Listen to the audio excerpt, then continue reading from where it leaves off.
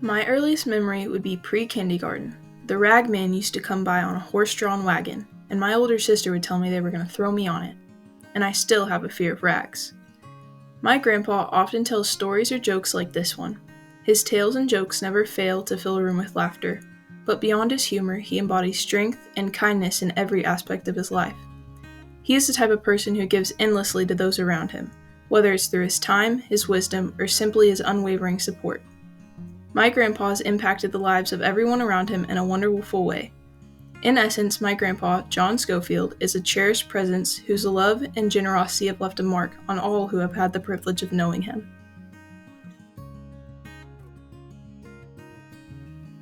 Born in Illinois in 1954, John Schofield's childhood took an unexpected turn when he was placed into foster care at the young age of 8. Adopted by the Falsetti family for 8 years, he reflects, "That part of my life was hard, but it has helped mold me into who I am today."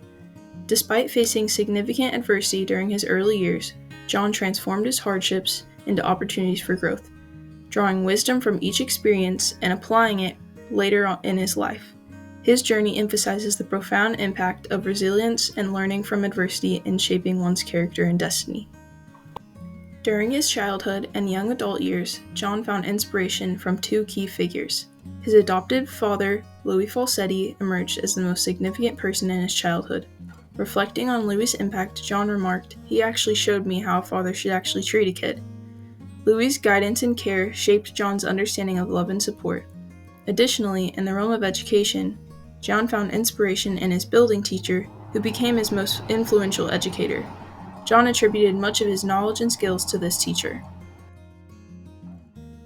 Throughout high school, John's best friend was John Kramer. While in school, he was drawn to science and math, where his ability for problem-solving flourished, remarking, "I did a lot of figuring." Engaging in intramural sports, football was one of his most enjoyed, though he only played until his sophomore year. When I asked if he was any good on the field, he humbly responded, "No," with a chuckle.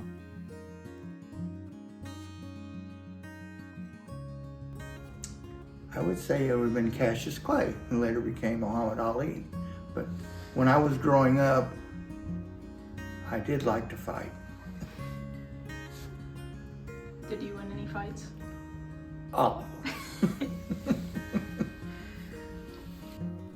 John met Lois through a mutual friend in 6th grade. The meeting blossomed into a friendship and eventually a relationship, and they were married in 1974. My wedding, we dated for several years. I was informed that when she got 16 that we could be married. And at 16, her parents weren't budging. And she went home and got into an argument with her mom. And her mom said, "He won't even marry you." She called me up at 10:30 at night, asked me if I'd marry her, and I said tomorrow. I picked her up from school at noon. We went and got our blood tests. After school, I picked her father up. He went to the courthouse and signed the papers. And 7:30 that night, we was married in blue jeans and t-shirts. And that was a pretty happy moment in my life.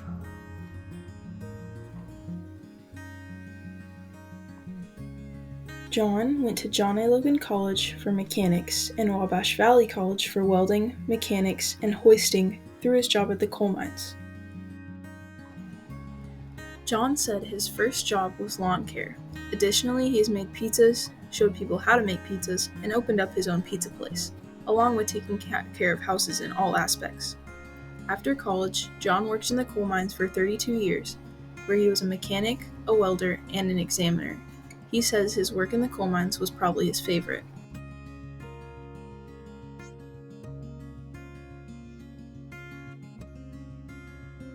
Do you have any children? If so, how many and what are their names? I've got 3. Alicia Dawn, John Paul, and Matthew Warren.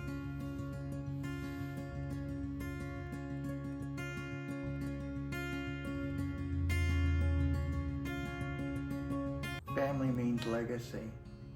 The only thing going to be left when I'm gone is them.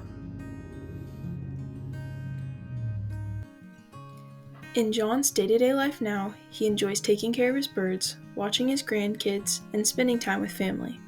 When asked about himself as a grandparent, John said, "I wish I would have started with the grandkids, because they was a lot better than the kids."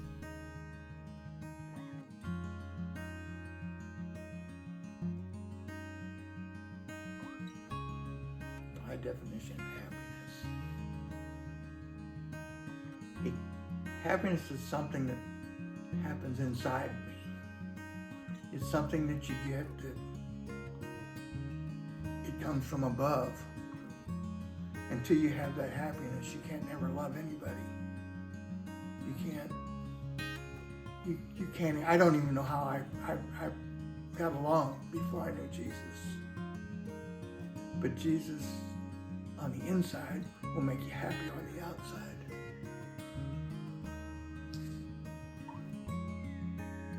I don't believe I would have been raised differently, because the way I was raised, it made it to where I am what I am today.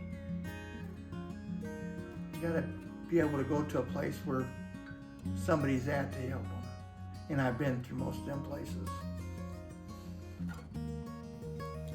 The life of my grandpa, John Schofield, serves as a testament to the power of resilience, kindness, and generosity. Despite facing adversity in his youth, he emerged as a beacon of joy and strength within our family. Through his humor and his endless giving, he has touched the lives of everyone around him in a profound and wonderful way. His story reminds me of the importance of embracing life's challenges, finding humor in adversity, and spreading love and kindness wherever I go. As I reflect on his journey, I am inspired to carry forward his legacy of joy, strength, and compassion in my own life.